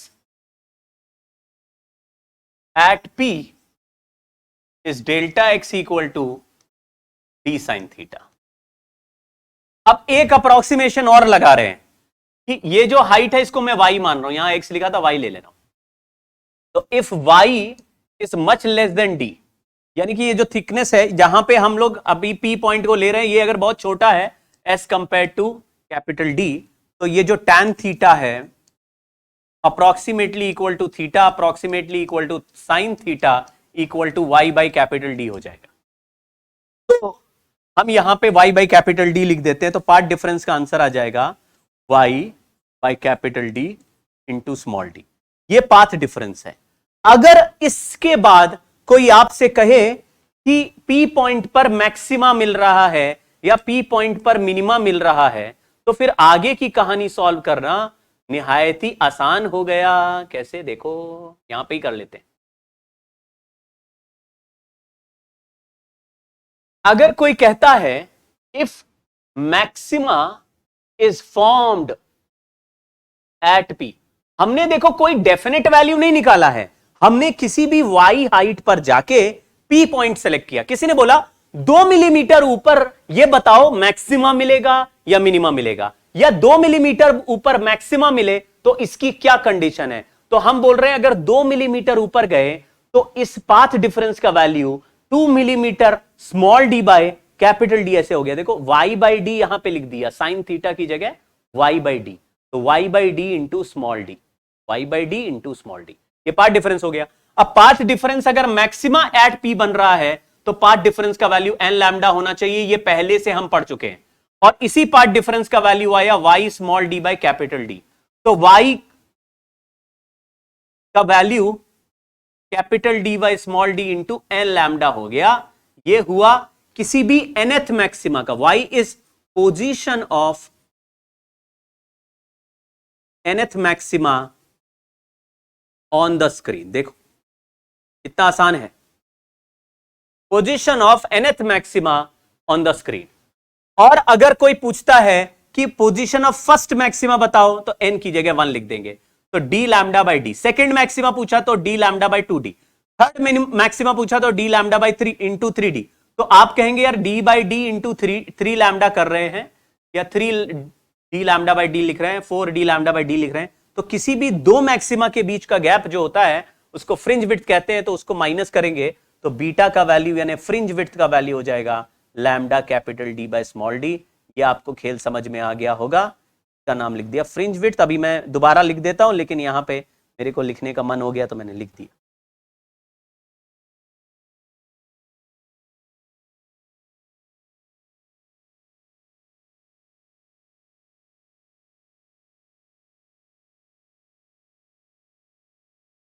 फटाफट कर लेते हैं।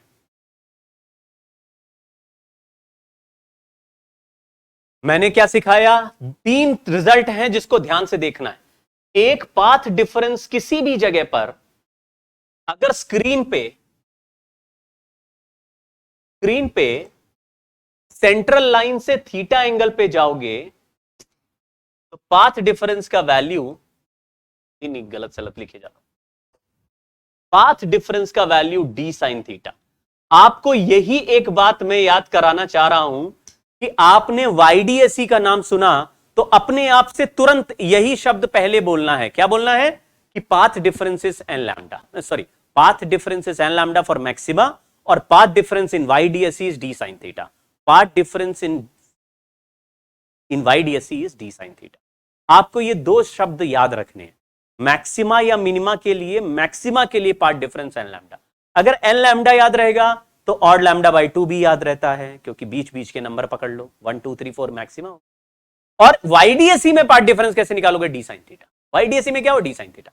अब अगर इस डी साइन थीटा को हम एन लैम्डा के बराबर कर दे तो tan theta y by D कर दिया और उसी को साइन थीटा लिख दिया, क्योंकि थीटा छोटा है, क्योंकि y much less than D है। ऐसा होना जरूरी नहीं, ये हमेशा ट्रू है, हमेशा ट्रू, ये हमेशा ट्रू नहीं है, तो मतलब ये नॉट ऑलवेज ट्रू, लेकिन ज्यादातर समय ये ठीक रहेगा, इसलिए मैं ऐसा फॉर्मूला बना देता हूं। तो बीटा का फॉर्मूला आया lambda capital D by small D. इससे ये पता चला कि जितना दूर रखेंगे स्क्रीन को, जितना दूर रखेंगे उतना बीटा बड़ा मिलेगा। तो आपने स्क्रीन को देखा था कि स्लिट मिलीमीटर में थी और जो डिस्टेंस था वो 10 मीटर 5 मीटर दूर था। तो बहुत दूर रखेंगे और स्ट्रॉन्ग लाइट रे मारेंगे तो ऐसा बड़ा पैटर्न मिलेगा कि आपको ये जो बीटा है कैलकुलेट होने में आ जाएगा। देखो ध्यान से, ये जो लैम्डा होता है ये नैनोमीटर में है। नैनोमीटर का मतलब हुआ 10 रेज़्ड पावर -7 के आसपास, -7। तो 10 रेज़्ड पावर -7 ये है, और ये मिलीमीटर में है, तो मैंने इसको 1 मिलीमीटर 10 रेज़्ड पावर -3 कर दिया। तो अगर इसको 1 मीटर भी रखूंगा तो 0.1 मिलीमीटर के विड्थ का मिलेगा, तो वो दिखाई नहीं देगा हमें। अगर इसको 10 मीटर रखा, इसको 10 मीटर रखा और इसको 0.1 मिलीमीटर रखा, तब जाके थोड़े बड़े 1-8 सेंटीमीटर के आपको विड्थ दिखेंगे, जो कि मतलब ऐड करने लायक या मेजर करने लायक होंगे। इसको बोलते हैं फ्रिंज विड्थ।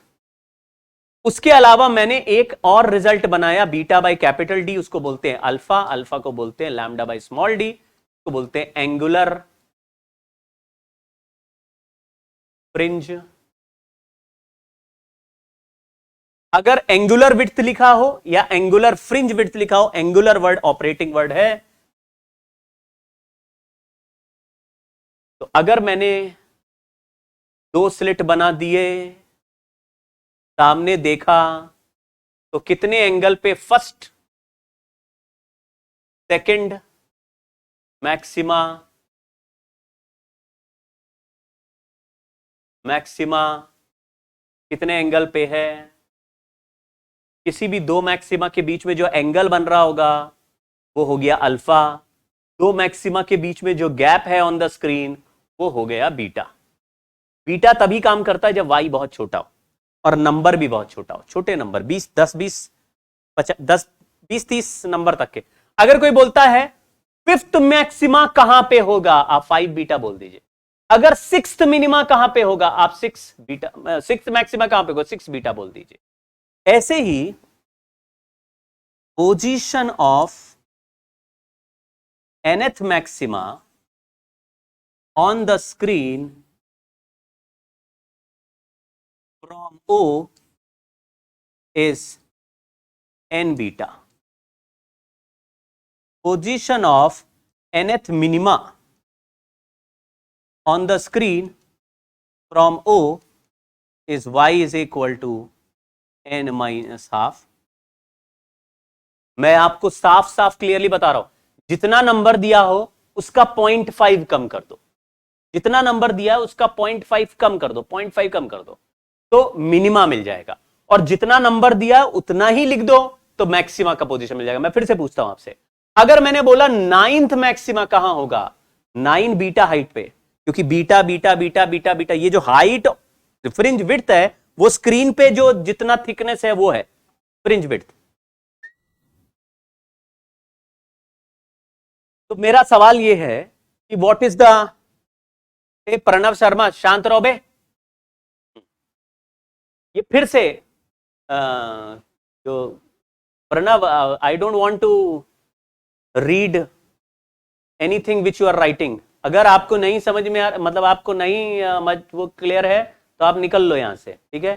जितना मुझे पढ़ाना मैं पढ़ाऊंगा, तुम्हारे हिसाब से नहीं पढ़ाऊंगा, ठीक है। अभी यहां पे 2 सवाल दूंगा, रोने लगोगे अभी थोड़ी देर में ही। चलिए, y का value n minus half beta लिख दिया। ये थोड़ा ध्यान रखना, अगर कोई किसी कहता है 23rd मिनिमा और 5th मैक्सिमा के बीच में कितना गैप है, ने बोला find separation between 5th maxima and 23rd minima on the screen. तो आपने बस ऐसे बोलना, 5th मैक्सिमा यानी 5 बीटा और 23rd मिनिमा यानी 22.5 बीटा। आपको आधा कम कर देना, फिर माइनस कर देना है, ये गैप आ जाएगा। लेकिन ये गैप को आप प्लस भी करना पड़ेगा, क्योंकि ऐसा भी हो सकता है कि मिनिमा ऊपर हो और 5th मैक्सिमा नीचे हो। तो 22.5 बीटा प्लस 5 बीटा। तो आपको यह भी समझ में आ गया कि जो हम सेंट्रल लाइन बोल रहे हैं उसके सेंटर पे O बोल रहे हैं, तो उससे नीचे भी 1 2 3 4 होता है, उससे ऊपर भी 1 2 3 4 होता है। तो अगर आपको कुछ दिया नहीं कि बिलो द स्क्रीन या बिलो सेंट्रल मैक्सिमा या ऊपर सेंट्रल मैक्सिमा, तो आपको दोनों साइड के नंबर लेने पड़ेंगे, ठीक है। जो सेंटर पे बना है वो 0th वाला है, 0th मैक्सिमा है, उसका नाम तो फ्रिंज मैक्सिमा या ब्राइट फ्रिंज।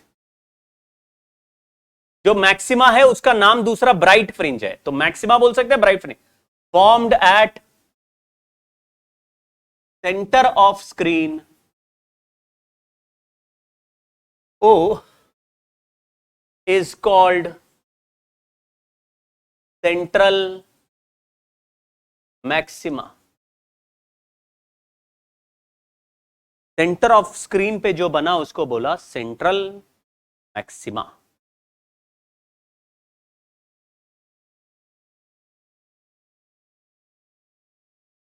अब इसके 4-5 क्वेश्चंस कर लेते हैं। हमको फ्रिंज विड्थ का फॉर्मूला आ गया, हमको जनरल पार्ट डिफरेंस का फॉर्मूला हो गया, हमको मैक्सिमा मिनिमा के लिए पार्ट डिफरेंस का भी रिजल्ट पता है, तो उससे सॉल्व करते हैं, कुछ क्वेश्चन सॉल्व कर लेते हैं।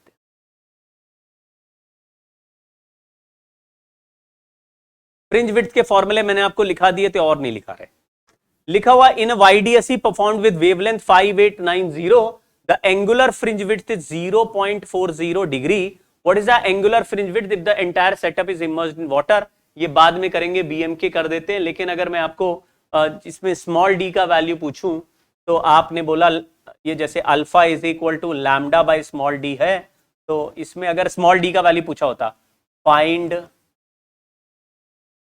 सेपरेशन बिटवीन 2 स्लिट्स, ऐसे सवाल पूछा होता तो हम अल्फा को लिख देते 0.4 डिग्री है, तो इसको पाई बाई 180 से मल्टीप्लाई कर देंगे तो रेडियन आ जाएगा, और रेडियन में जो रिजल्ट है उसको लैम्डा बाय लैम्डा लिख दिया 5890 इंटू 10 का power -10 divided by small D. तो स्मॉल डी का वैल्यू 5890 10 रेस्ट पर -10 into 180 divided by 0.4 into pi.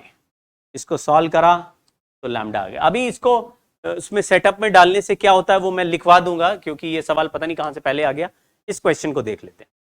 Monochromatic light of wavelength 5000 angstrom is used in YDSE with slit width d is equal to 1 millimeter, the distance between screen and slits is 1 meter, intensity is 4i and I, find fringe width beta. Beta का formula है lambda capital D by small D, value खुद use करना, answer आएगा।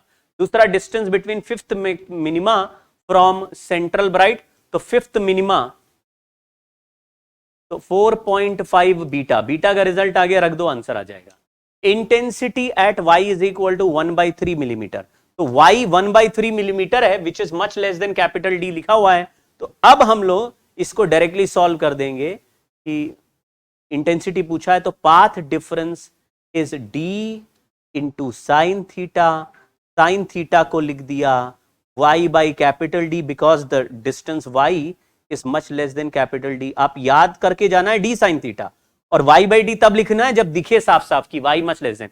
ऐसा भी सवाल हो सकता है कि इंटेंसिटी 1 मीटर पे बताओ, तो 1 मीटर अगर हाइट दी होती तो ये फिर y बाई कैपिटल D बहुत छोटा नहीं होता, 45 डिग्री का एंगल आ जाता है, यहाँ पे हमको 45 डिग्री रखना पड़ता है। This angle is very small when y is much less than capital D है। इस पे ध्यान देना, ये अप्रोक्सीमेशन जेई एडवांस में लगता नहीं है, क्योंकि जेई एडवांस में नॉर्मली यही नाटक करते हैं लोग, ये रट के जाते हैं या बीटा वाला फॉर्मूला रट के जाते हैं, वो y much less then small d देते ही नहीं है, वो बोलते हैं 50 सेंटीमीटर पे क्या है, तो अभी 1 मीटर ये 50 सेंटीमीटर ऊपर गए तो tan थीटा का वैल्यू तो निकल ही आएगा, उससे थीटा निकलेगा, तो खेल अलग है।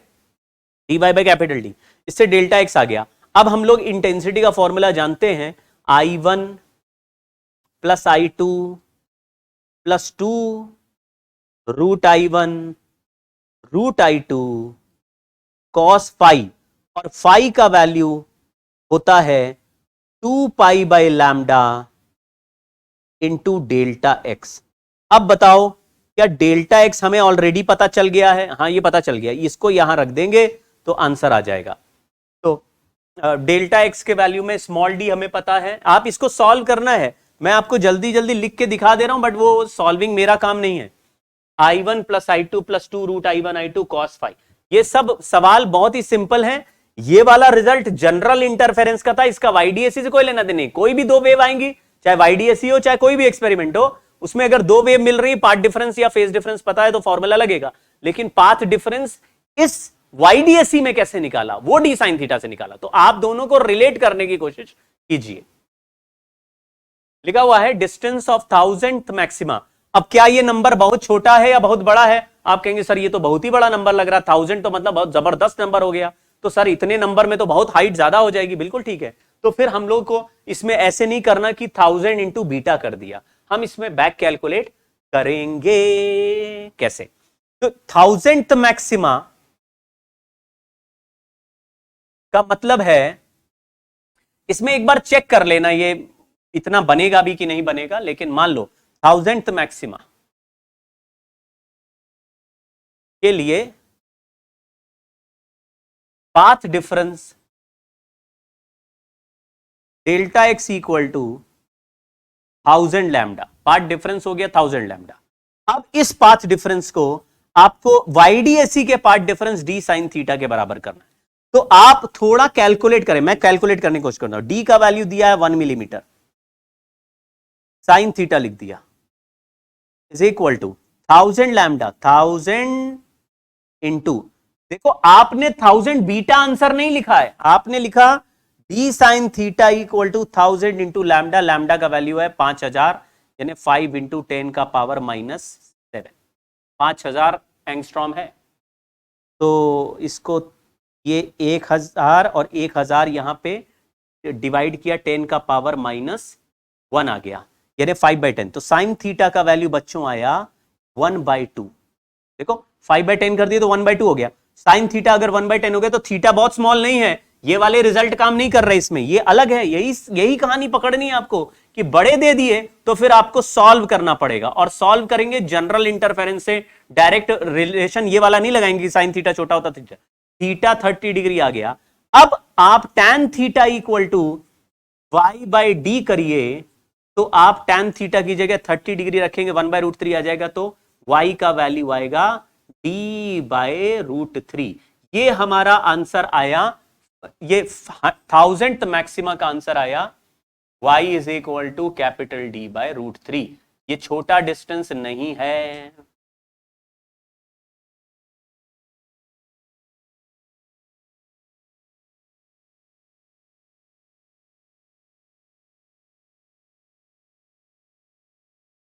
अब एक बच्चे सवाल पूछ रहे हैं, सर ये बताओ कि 1000th मैक्सिमा के लिए आपने पाथ डिफरेंस को 1000 लैम्डा क्यों किया? जब nth मैक्सिमा के लिए n लैम्डा कर रहे हैं तो 5th मैक्सिमा के लिए 5 लैम्डा लिखते हैं। 6th में देखो दो चीजें हैं। अभी क्या आप लोग पहली बार, कई लोग पढ़ते हो, जब पहली बार पढ़ते हो तो हर चीज रजिस्टर नहीं होती। मैं आपको क्लियरली दो चीजें बताता हूं, उसको समझना। पाथ डिफरेंस इज रिटन, आप सवाल में लिखी इंफॉर्मेशन या आप कैसे लिख रहे हैं उसको आप समझना, आपके दिमाग में बैठाओ। It is written in terms of lambda. जैसे 5th maxima path difference is 5 lambda, 6th maxima path difference is 6 lambda, 6th minima path difference is 5.5 lambda. आप समझो पाथ डिफरेंस के आंसर को लैम्डा के टर्म्स में लिखना है पहला। फेज डिफरेंस के आंसर को पाई के टर्म्स में लिखना, written in terms of pi. Example, अगर बोला 5th मैक्सिमा है तो 5 लैम्डा तो पाथ डिफरेंस होता है, लेकिन फेज डिफरेंस क्या होता है, उसको लैम्डा हटा के 2 पाई लगा दो तो 5 इंटू 2 पाई यानी 10 पाई। 6th maxima phase difference is 12 pi. 6th minima phase difference is, अब 6th मिनिमा है तो इसका डबल लैम्डा हटा के 2 पाई तो 11 पाई। 11, 12 से एक पहले आ जाओ, 12 से एक, लैम्डा बाई 2 पीछे आना है और लैम्डा बाई 2 पाई के बराबर, तो पाई पीछे आ जाओ तो देखो डबल नंबर, या लैम्डा हटाओ 2 पाई लगाओ, लैम्डा हटाओ 2 पाई लगाओ, लैम्डा हटाओ 2 पाई लगाओ, उससे आंसर आएगा। तीसरा, position of maxima slash minima on the screen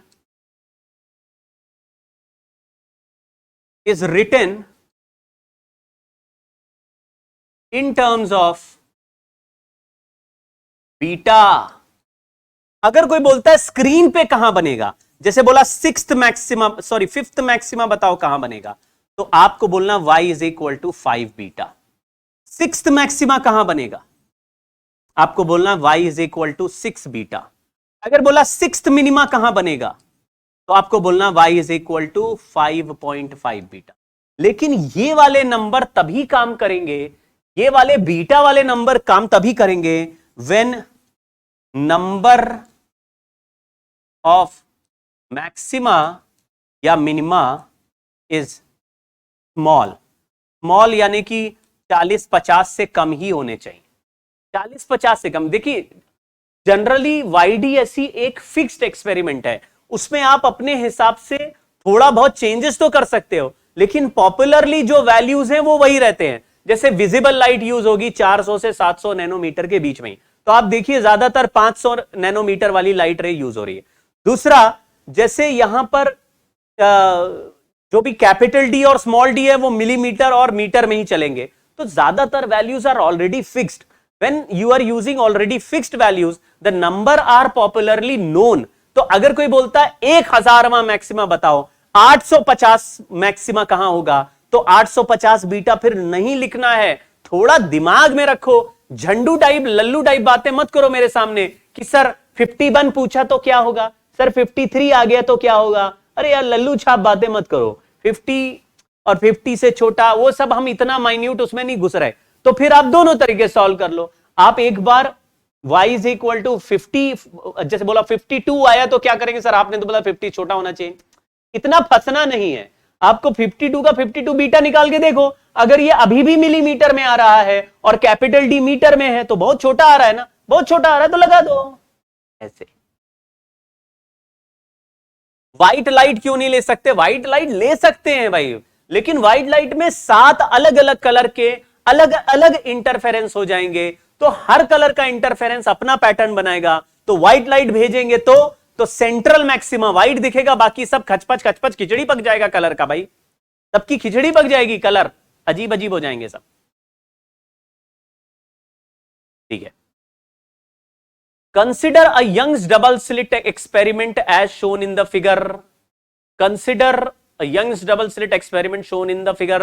अब ये देखो, ये YDSE से थोड़ा अलग टाइप का दिख रहा है, क्योंकि इसमें ये जो डिस्टेंस है मच लार्ज नहीं है, तो हम यहां पे असली डिस्टेंसेस कैलकुलेट कर पाएंगे। ये पहला सवाल आज जो करा था बिल्कुल वैसा ही है, ये भी प्रीवियस ईयर का सवाल लग रहा है, ये किसी साल में पूछा गया है। यहां पे ईयर, हाँ ये रहा, देखो, अरे देखो 19 का ही है। तो यहां एक ये जो डिस्टेंस है ये √5d हो गया, थोड़ा दिमाग लगाओ, ये 2d है, ये d है, ये √5d हो गया, और यहां से ये जो जा रहा है 2d हो गया। तो पाथ डिफरेंस एट p, वैसे तो YDSE लिखा है, लेकिन capital D much D, small d से मच ग्रेटर नहीं है, तो फिर actual distance path difference at p is S2p minus S1p। Delta x का वैल्यू आया √5d minus 2d। Path difference यहां लिखा such that first minima is directly in front of the slit. इस समय फर्स्ट मिनिमा बन रहा है, तो फर्स्ट मिनिमा का मतलब है ये जो पाथ डिफरेंस है ये λ/2 के बराबर होना चाहिए, तो 2d। आपने ये λ/2 क्यों लिखा? क्योंकि फॉर फर्स्ट मिनिमा है, फर्स्ट मिनिमा। मैंने बोला ना, जो नंबर दिया उससे 0.5 कम कर लो, 0.5 लैम्डा के बराबर कर दिया, तो इससे d का वैल्यू बच्चों आया λ/2 √5 माइनस 2। इससे भी सस्ता सवाल चाहिए तो जाओ आप लोग किसी और एग्जाम की तैयारी करो भाई, जैसे कोई और भी होते हैं, बैंकिंग बैंकिंग और तमाम तरह के क्लर्क वाले होते हैं, की तैयारी। आप इंटरनेशनल कॉलेज में पढ़ना चाहते हो, आप चाहते हो आपकी लाइफ बहुत सुपर सीट, बहुत अच्छी चले, और आप ऐसे सवालों को डील करने से डरते हो, काम नहीं बनेगा। लेकिन अगर आपको ये लग रहा है कि हाँ सर ये तो बहुत ही लल्लू सवाल है, सर ये तो हम ऐसे आंख बंद करके ऐसे चुटकी बजाएंगे हो जाएगा, तो फिर आप सही जगह बैठे हैं, फिर आपका सिलेक्शन हो जाएगा। देखिए सिंपल सवाल है।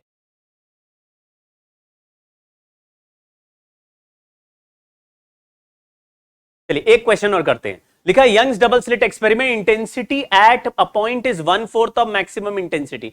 जब ऐसा दिया रहे तो थोड़ी देर मान के चलना कि I1 I2 बराबर है, क्योंकि ऐसे अलग अलग में हम कुछ नहीं कह सकते, दोनों लाइट रे की इंटेंसिटी अलग अलग होती है तो हम कुछ नहीं कह सकते। कल के क्लास में मैंने आपको सिखाया था कि ये इंटेंसिटी अगर मैक्सिमम का 1/4 हो तो 25% हो, तो वहां पे पाथ डिफरेंस थोड़ा ऐसे 2π/3 आता है। लेकिन अभी फिर से कैलकुलेट करते हैं, I1 I2 अगर I0 है तो हमारा रिजल्टेंट इंटेंसिटी का फॉर्मूला होता था 4I0 cos स्क्वायर π/2। तो यहां से फेज डिफरेंस निकालेंगे और बाद में उससे पाथ डिफरेंस बनाएंगे और पाथ डिफरेंस को d sin थीटा के बराबर कर देंगे, आंसर आ जाएगा।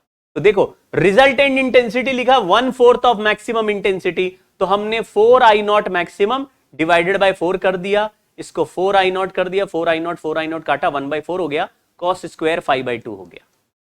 तो cos π/2 का वैल्यू आया 1/2। अब cos π/2 का वैल्यू 1/2 आया, तो π/2 का वैल्यू एटलीस्ट यहां 60 डिग्री तो लिखनी चाहिए, तो π/3 लिख दिया, तो यहां फाई का वैल्यू आया 2π/3। इससे पाथ डिफरेंस का वैल्यू आया, पाथ डिफरेंस का वैल्यू आया λ/3। कैसे? ये जो 2π होता है ये लैम्डा के बराबर होता है, तो 2π हटाया, लैम्डा लगाया, पाथ डिफरेंस आया λ/3। अब पाथ डिफरेंस का फॉर्मूला इन YDSE क्या होता है? इन YDSE path difference is d sin theta. अगर ये भूल गए तो लल्लू हो तुम।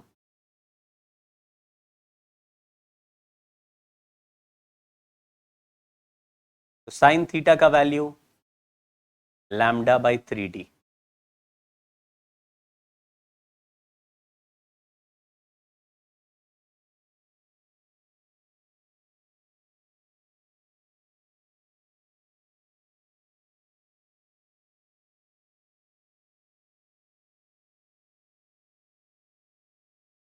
अभी पहली बार अगर YDSE आप पढ़ रहे हैं तो आपको ये थोड़ी देर तक दिमाग में बैठाने में थोड़ा समय लगता है कि पाथ डिफरेंस का क्या मतलब है, फेज डिफरेंस का क्या मतलब है।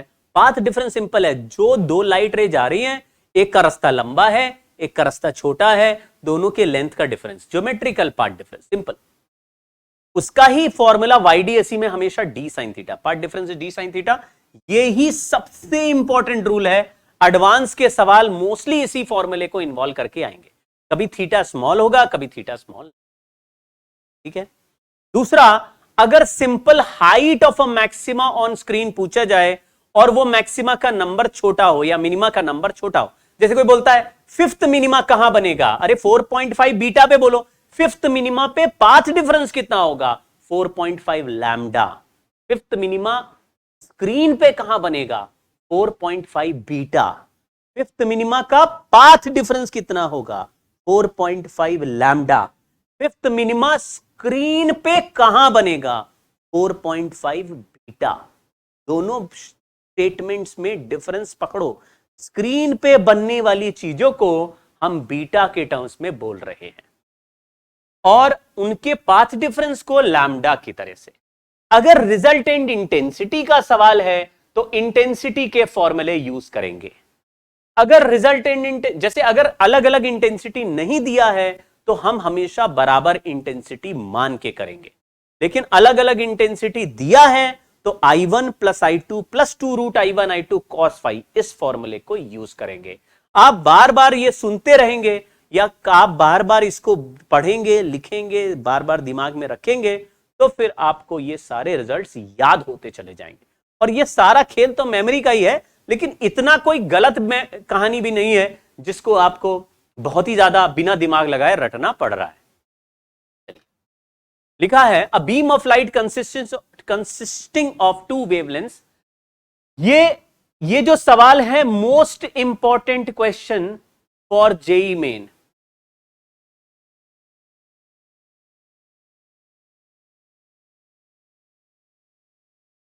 मोस्ट इंपॉर्टेंट क्यों बोला, क्योंकि ये सबसे ज्यादा बार पूछा गया है, चाहे मेंस हो या एडवांस। ये एनसीईआरटी का सॉल्व एग्जांपल है और ये सवाल सबसे ज्यादा बार आज तक पूछा गया है विद डिफरेंट वैल्यू, सबसे ज्यादा पूछा गया है। क्या पूछा है, लिखा है कि यहां पे एक 6500 एंगस्ट्रॉम की एक 5200 एंगस्ट्रॉम का दो लाइट रे एक साथ इंसिडेंट कर दिया। तो मैंने अभी आपको सिखाया कि अगर दो लाइट रे भेज दोगे तो S1 से भी दोनों जा रही हैं, S2 से भी दोनों जा रही हैं, तो लैम्डा 1 वाला लैम्डा 1 वाले के साथ मिलके एक पैटर्न बनाएगा, लैम्डा 2 वाला लैम्डा 2 के साथ एक पैटर्न बनाएगा, और दोनों पैटर्न ऐसे बनेंगे कि एक के ऊपर एक ओवरलैप हो जाएंगे। तो इसमें बोल रहा है कि what is the least distance from the central maxima where bright fringe due to both wavelengths coincide.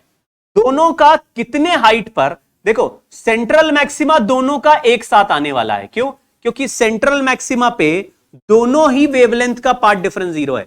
यहां से लैम्डा 1 गया, यहां से लैम्डा 1 गया, कौन सा रास्ता लंबा है, तुम बोलोगे सेंटर ऑफ स्क्रीन पे जितना पाथ एक का है उतना दूसरे का है, तो सेंटर ऑफ स्क्रीन पे लैम्डा 1 का पार्ट डिफरेंस 0 है, लैम्डा 2 का पार्ट डिफरेंस क्या है, आप बोलेंगे अभी भी दोनों बराबर ही चल रहे, तो सेंट्रल मैक्सिमा एक साथ आया। लेकिन आगे चल के दोनों का ये जैसे 1 2 3 4 5 6 इसका अलग चलेगा, इसका 1 2 3 4 5 6 अलग चलेगा, लेकिन कोई ना कोई मैक्सिमा फिर से कोइंसाइड करेगा आगे जाके भी। तो ऐसे में हम कहें अगर एक का N1 वाला मैक्सिमा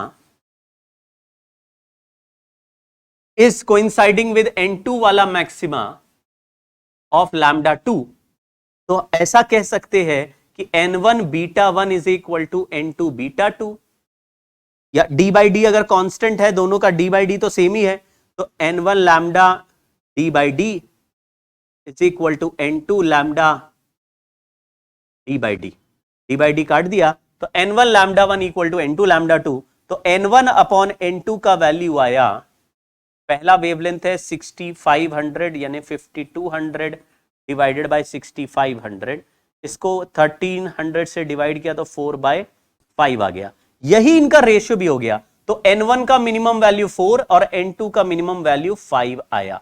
इससे मुझे क्या पता चला, इससे यह पता चला कि fourth maxima of 6500 angstrom is coinciding with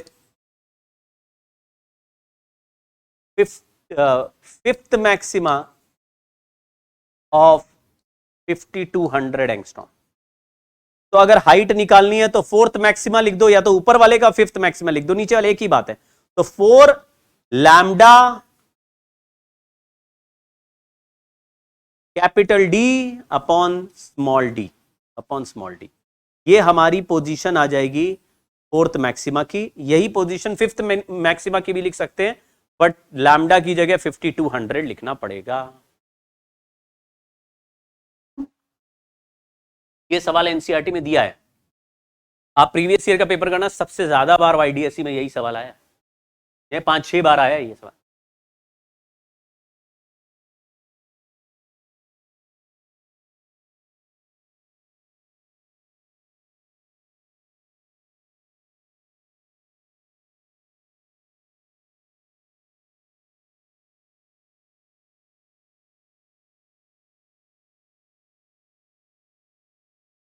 की वेवलेंथ बड़ी है उसका नंबर छोटा हो जाएगा, जिसकी वेवलेंथ छोटी है नंबर। स्मॉल डी और कैपिटल डी के वैल्यूज दिए हुए हैं, वो रखोगे तो आंसर हाइट का आ जाएगा।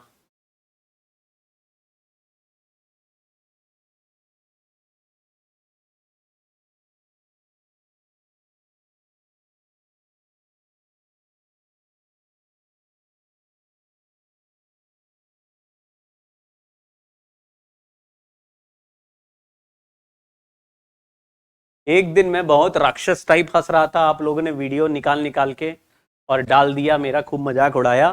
आप लोगों के सवाल ऐसे होते हैं कि राक्षस क्या, मैं पागल जैसा हंसने पे मजबूर हो जाता हूं। एक स्टूडेंट ने सवाल अभी अभी पूछा है, सर वेव ऑप्टिक्स भी आप ही पढ़ाओगे क्या?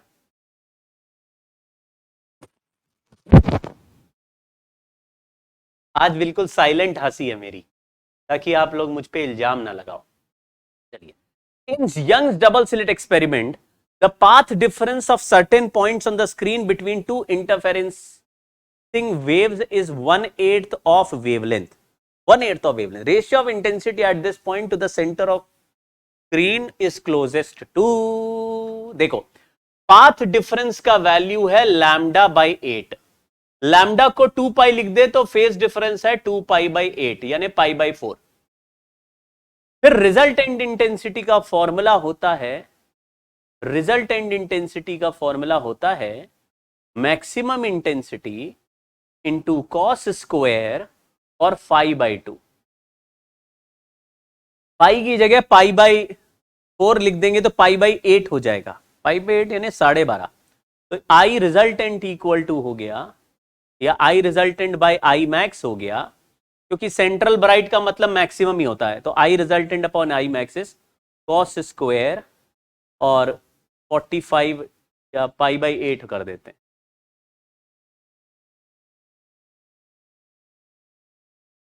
अब कॉस स्क्वायर थीटा बाई 2 का वैल्यू तो हमें पता नहीं है, लेकिन कॉस स्क्वायर पाई बाई 2 को हम 1 प्लस कॉस फाई बाई 2 लिख सकते हैं।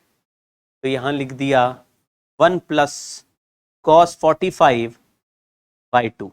कॉस 45 हो या साइन 45, इसका वैल्यू 0.7 के आसपास होता है।